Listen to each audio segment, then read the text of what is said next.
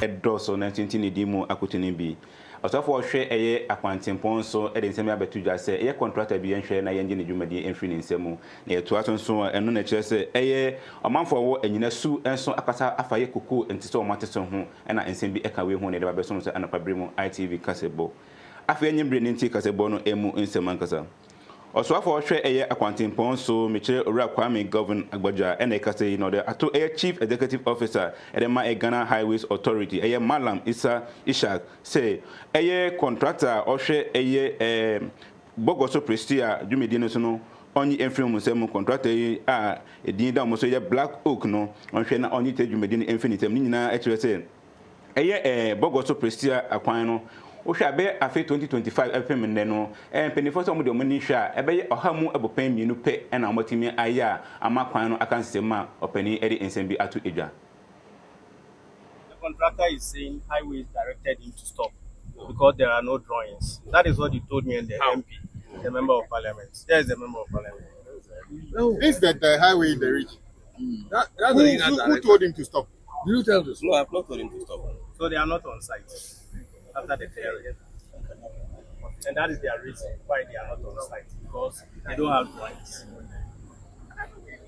And the company is Black Oak. Black Oak. Black Oak. I've come to your office. Because of this, his inability to work, the stakeholders here did a demonstration, did press conference and everything. And we call him, he will say he will come. I think somewhere last month, he brought a few equipment, did the clearing, and left. He doesn't. He's not showing any interest in doing the work. And you know, when contractors begin to pick and choose, I don't have drawing, I have this thing. It means there's something that they don't want to talk about. Well, you see, nobody fears the letter because they think it's the usual thing you do. If I have my way, let's terminate and get somebody who is more capable to do the work. So I think that start the termination process. Because he's not even on site to speak to us. He's just basically not around. So terminate and let's get somebody who is interested. This is a very important road. We cannot leave it to somebody who says you are the chief executive of highways. The guy says you are the one who told him not to work. No, that is and you are saying you didn't tell him not to work. No, so I think we remember very well the last time. Yes. We actually wanted to terminate this project. Yes. And then we recommended timelines. Yes. He was ready to move in there. Yeah. Then he came and said that, this is a very important route. So, Mr. The issue is that he has run away. That's what the people are saying. This is not any big issue. He got this job. He's been persuaded on countless occasions. He came there to the office with a member of parliament. The Nananum have spoken, encouraging him, and he's done less than 1% so far. He doesn't show the commitment to do the work. So the chief executive will activate the necessary processes to officially. Orafo yemfree road minister ansem so na fani enche omanfo mo adwuma ko enyina su no mo nyina yekoko akuafo na ekase no mo kire se koko ntese o mote so no nyame no kwani aha omoni omabusua mu yi pa mama brabo na omo bon kan no yesi no atesa manema enko yi mo mo kra na mpanifo ekasa kire se wo hwe koko no adra na ye teso no na omusika asem de na ekoyi na hwe November afi atwa mu na abepem ne no amaketua no ebi entimi mai anase aban etan yeden ediomuka empenifo ede ensem atudwa ekese aban modian no mbo mu asane se akade ankomo di dwuma no so no kwa na ekosoro na afi so no omusika asem no so emma na afi no so no sika nto ede be mom so ateso dia na ha adwiye pa koko akuafo mo adwuma ko enyina su ede ensem etu edwa me abomba wa abaye ba what about 65 million ekrofo no se yeyele mo ye kola ye bo wala biye nyame na do ya to abanaman ma hobai yeyele mo kunu to ya sa ye jawo eye wali biyo it is a waka one country honorable there yeyele mo kunu ye tum ya wali wo biyo o si ya ko marketer ya ntomo mo biyo ye boto tilapia and ye compare ka konto ye tum ya nto it is a pay for work parliament wa one country honorable there Ekuma kwa Yesu fuwase yeyele mo no yɛntum na yɛnwale wɔ kɔkɔɔ sika no baabi akɔdu no ɛkwafo no yɛblɛ nti ɔtwe na yi na ɔmɔhwɛ yɛn masɛm ane nka wɔmfa sika mpo wɔmfa mmra na nka wɔtɔ kokoo no a yɛnya bi yɛde ahwɛ yɛn ma mamenyɛ wɔn ka sɛ mebɛte fie a university koraa ɔntumi nkɔe ma ɔhwɛ koraa wɔ mu koraa no koraa no kɔ ss ɛwɔ tufu heman mame ne wɔka sɛ nyinaa abɔfra no ɔte fie a menyɛ sika mpo ɛyɛ ɛmfa mame ne wɔka sɛ kokoo 4 parts ɛwɔ krakye hɔ a ɔntua mekaa yɛn kokoo a yɛtɔnge bɛpɛmɛ nnɛ yɛnsa nka sika wɔse wɔatwa sika wɔde ama akrakyefo nso sɛ sika ne mmae nti yɛbisa maama ne atɔfo sen dɛ yɛn sika no wɔ hen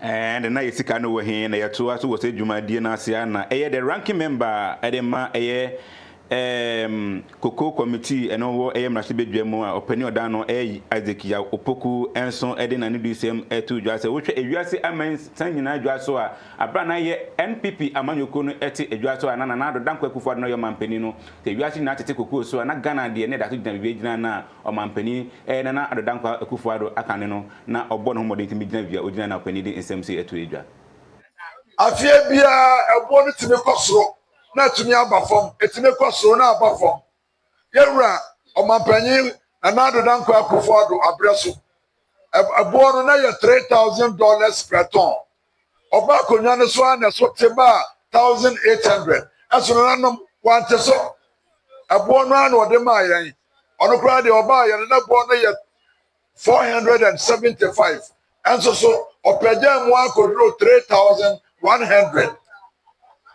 abane sen na fedie wo ba beti Koko no ebo ne so omusa ka bia mu se Koko board a ekada ho na ka no eda ho no yen Koko akuafo yen ye betua saka no saka wo ho a yen ye tua saka ana no maka no kra de eye eka Koko board da bia aye adwuma wo 34 years da bia kai ebi wo ho enso so akuafo sika asase edema wo no yante so ende so gina saade no so se eka wo Koko board eno nti wo bete akuafo Koko board so a ya ne wo mo ya adwua nananom eye yi ana biem omo se Koko board kra omo ko board bosia na do obre no so eno wo man timi antua eno nti so wo ko pre bosia kra wo amanone a ene ye ma obi nananom anya do kra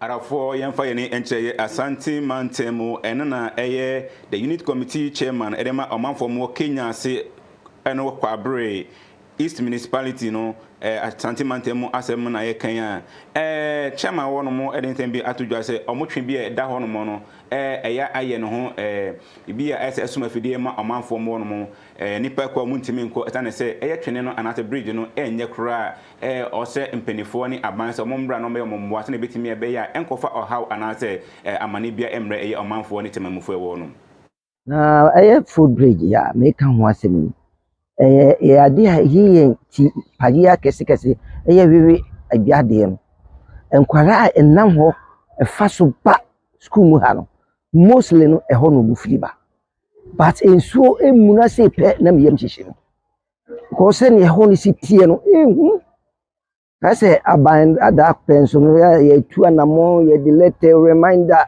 the first the last day I call ya o yen say no honorable former MCNs o say there omo de ahye budget mo ya prove they be station na ban no yen say MC bi amfa na dwuma ento the message say MC ya waba omo dia ma na nimra ho because yen pese bibi be si sasem bi si na ho na afi na ye tutu anamo as ye beti ni suo na ye bitutu amanamo abeye dia ebe hadwene besre se wiwieja bridge no food bridge no particular eyade a eji yasabamu pa yo ha kese mayen na yo ha kese nso ma awofo no a etiti wiwi na no ho nyina na afei nso ɛyɛ tuba bi yɛ similar project ni bi wɔ yɛ no nso tuba bi for nso bɔ mmɔden a sɛ wɔn nso wɔn bɛnya access to their way sɛ ɛkwan a ɛfa so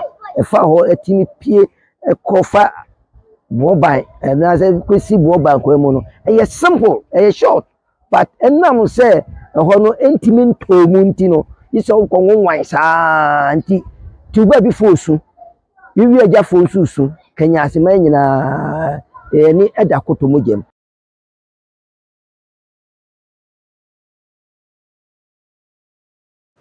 Arafo yɛmfa nkyerɛ ɛyɛ political so na ɛno na press conference bi akɔ so a ɛyɛ bosomi yɛn mu ɛna ɛyɛ Ghana Police Service CID Director General mekyerɛ COP Lydia Yako Donko ɛde nsɛm bi ato dwa sɛ ne nyinaa yɛ nipa bɔnefo nsɛm ɛkɔ so asabri ɔmo saka ɛyɛ nipa bi a ne nyinaa yɛ profile bi ɛfa online sexual exploitation case ho na afei so no ɛyɛ kaa yɛ twintwim fi nkrɔfo nsɛm a mpanifo hyɛ de nsɛm bi atoto edwa. Ghana Police Service continues to record significant operational successes in its fight against serious crime. Today's briefing covers 4 major investigative and operational developments. 1. 3 suspects arrested for child sexual exploitation offenses and 4 victims rescued in the Ashanti and Bono regions of Ghana. 2. Police arrest suspect in connection with the murder and burning of her body at Legon Bypass. 3. Police arrest suspect for non-consensual sharing of intimate images. 4. Police arrest alleged leader of a child trafficking syndicate. 2 victims rescued, 1 still missing. 5. Police investigates murder of a woman at Ewutu Bentum, suspects in custody. Now to the first story of 3 suspects arrested for child sexual exploitation offenses and 4 victims rescued in the Ashanti and Bono regions of Ghana. The Ghana Police Service, working in close collaboration with the Australian Federal Police and Interpol, has arrested 3 Ghanaians for the taking, production, publication, and processing of indecent images, photographs, and videos of children, contrary to Section 62(1)(a), (b), (c), and (d) of the Cybersecurity Act 2020 Act 1038. In January 2026, Interpol Accra received an intelligence report from Interpol Canberra in Australia and the Crimes Against Children Unit of the Interpol General Secretariat regarding a case of child sexual exploitation. The intelligence was shared by the Australian Federal Police and the Australian Centre to Counter Child Exploitation Victim Identification Team. According to the intelligence report, an Australian offender who was arrested in 2025 and is currently standing trial in Australia received child sexual exploitation material from facilitators based in Ghana. Records further showed that the offender transferred funds to the facilitators in Ghana in exchange for child sexual exploitation material involving victims also located in Ghana. The Australian authorities therefore requested the Ghana Police Service to conduct investigations aimed at rescuing the victims and arresting the suspects. Further investigations conducted by a team comprising officers from Interpol Accra and the Child Digital Forensics and Cybercrime Units under the supervision of the Director General of CID led to the arrest of 2 suspects and the rescue of 2 victims aged between 7 and 13 years in the Ashanti region. Subsequently, 1 additional suspect was arrested and 2 more victims aged 6 and 7 years were rescued in the Bono region. All 3 suspects are currently in police custody, assisting investigations, while the victims are in the care of the Domestic Violence and Victim Support Units in their respective regions. Abuse Relief Corps, an NGO in Ghana, is assisting DOPSO in providing care and support for the victims.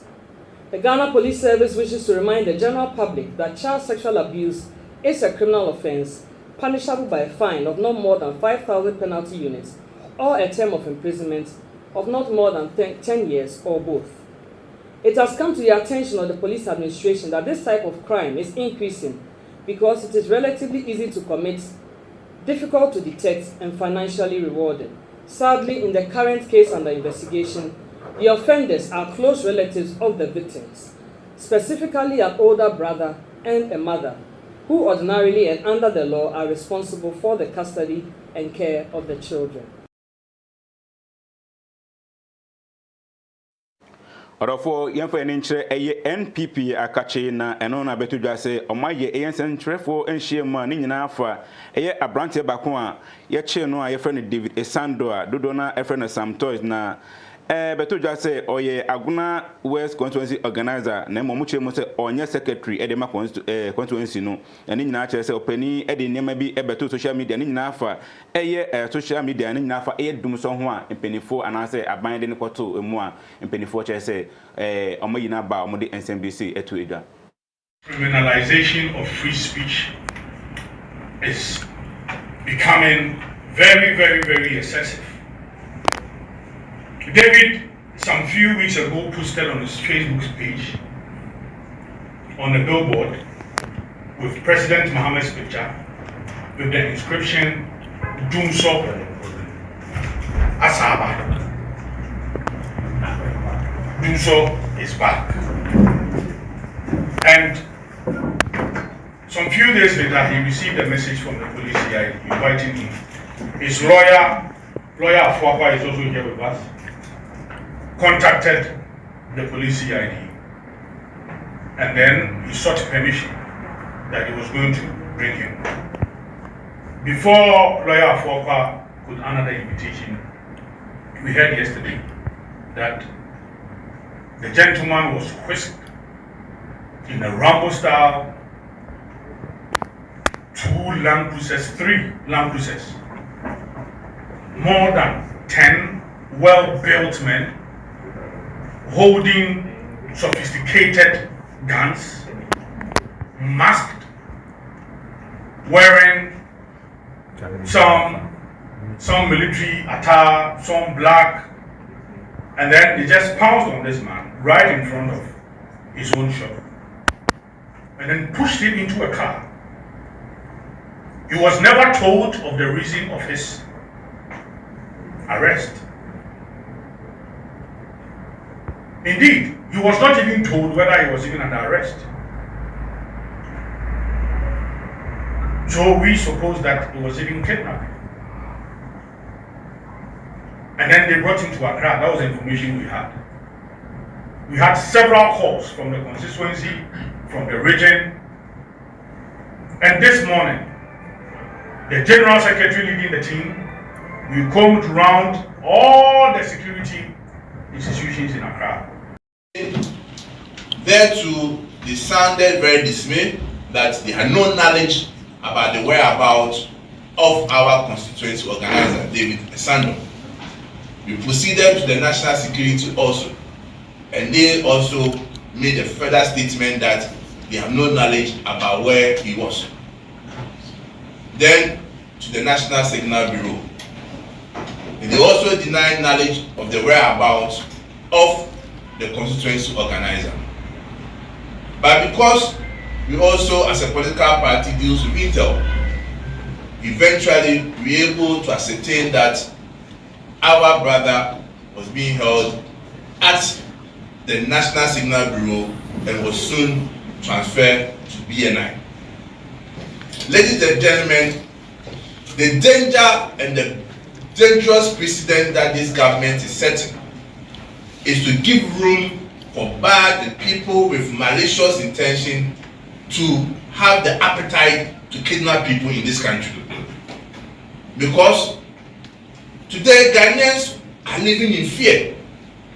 Because tomorrow you don't know who will show up in front of your house to detain you or to arrest you and to take you to unknown places. Because state security institutions, which are supposed to protect the liberty of individuals, who are supposed to guarantee our peaceful existence, claim not to have knowledge of whereabouts of citizens. Eventually, when they realized that what they were doing was illegal and unconstitutional, we were told that he was at BNI. So we went there, and I must commend the officers there that they did their professional job.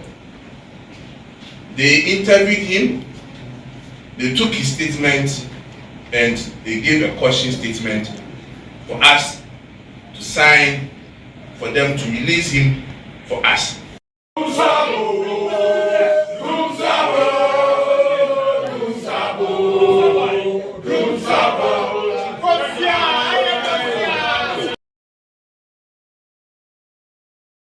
The Doom Saba, and the Inquiry Casabon, the Nequiry, a attack room, and I am for, and I think so, and penny for more attack room.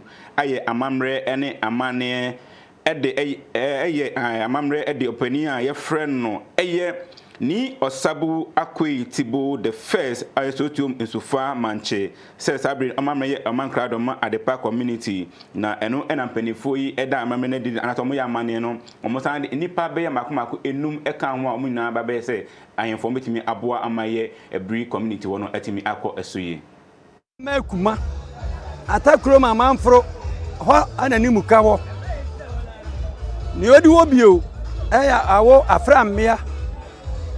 Nimuka won nsuase obi bebi sese ne nsuase na wan we kwapem ha anuane adonti mamu aburi sa nsuase no sa ufi aburu krom reba adonti school mu a adonti school no wo nifa na nsuase asase no nyina ne benkum no kwesi konkonu krotia nti sa open nsuase bron na anu na ma akire wosisi ayi Womuna ene yesi adesihene yesi apejahene yesi mankrado himia ana yasanga si apasamaka hene afi konkonuru won asini nsiase na konkonuru na berwa no kwa aware kotenan nti konkonuru nyemfi ho na mama ya ware na de abro ne koi na wokọ wo wongu ho nti da bia ye kan suase a na ne won ya me komanim no na man krado na yasini na no sabi ni otoso ya bie no me no kase wa dan na ni ahweban a nyame ya doma bosumi mu da otoso aduonu akono kosi bosuma ti aso no edikan na ye be ye na yi nyina wie ewo konkonro na badi akire anisi anam no nanne one ne dom ama mebobodi nkire na yen asi won na apa won yi ntina yesi won babeboa na aduana hino si ahene na ahini e wadonti mamu no se na be ya ye be konkan akwan anim so mo bahwa metutu biribi awie metu dwom bise ye kwan akwan anim na yen akide yen san bi oda no kware trodo na ye pefe na edadi sa don't mangde na wakan ya aduana fa la tinye bi ni e se kuro wura na ya oto bo no o ya aduana ni aduana abra de people nti na aduana funi nkran funi di na je kurom na ye kan busua na anu ni na busua no ni aduana no na chifi ha people na chifia ne mame abrowa no ofiam atakro mamanfro enti adipa aye so ngabran no onu no ofia amakumam ewa atakro mamanfro afuti amede ma won ayapa wonne no adikanfo no kan ho waye nipa du wotwe yesran kwantenten ahoden tumi bi ewa busuan mu no akukuduru wa busuan mu no se me ka che o se yemi bia de efi oba de na awura yemu nti nkirima na waba yere hyere won no saa tumi no enwura ho mu papape anu ne wahe ene no kwaredi yiwu dabi onko fa yiwu ko ye dabi na dabi ko ye yiwu ene mpa o chewo ewura mu na yehu a anya de ere be chewo ane na nye obi na egu ho ani mas ya egu ani mas na momo na ope wani megu ase na wabenya na mebo mpa sira twedi ampon se ebiri nsi nti nkirima na won ayafa won no yenwie ye be san apa foforo aka won ho nti obia be hyere sapom den na ne awunim no wadi achi akompanyifo no nchen te se mi gina hai Oba menima na oba tenase ne oba bise bia na no ha no me de oba to no kwan pepepe ndi ye mpa bo ne se ye da obi bia ase ahoden ne tumi ne nkwa no ene ye hia na mo wo ma no kwade dini ni woni me kan se no kwade de ene ni obin na nya duru a sabi wakoje enwa wo e se aduro de ne tibia no e be di wakwa mo kwa sami na me ka kire wo me do ma se papa Brasil udin na odibie wade ba. Bajaw se Udin na odibie midin Bajonyo. Ya fraba busu apanin afie do bin Hayford. We mpanimfoɔ sɛ tete obi ka tete obi kyerɛ wei amammerɛ ne amane anananom mo atakrom adepa ɛyɛ da mpanimfoɔ bi adi na aha ana mbrɛ bɛma kwan ma yɛde anɔpa brɛ mu ITV kasɛbɔ asi mi ambedi kasɛbɔ ho kyiame ɛyɛ mo somfo na opoku achampo ofori ata nyame adoma dasene.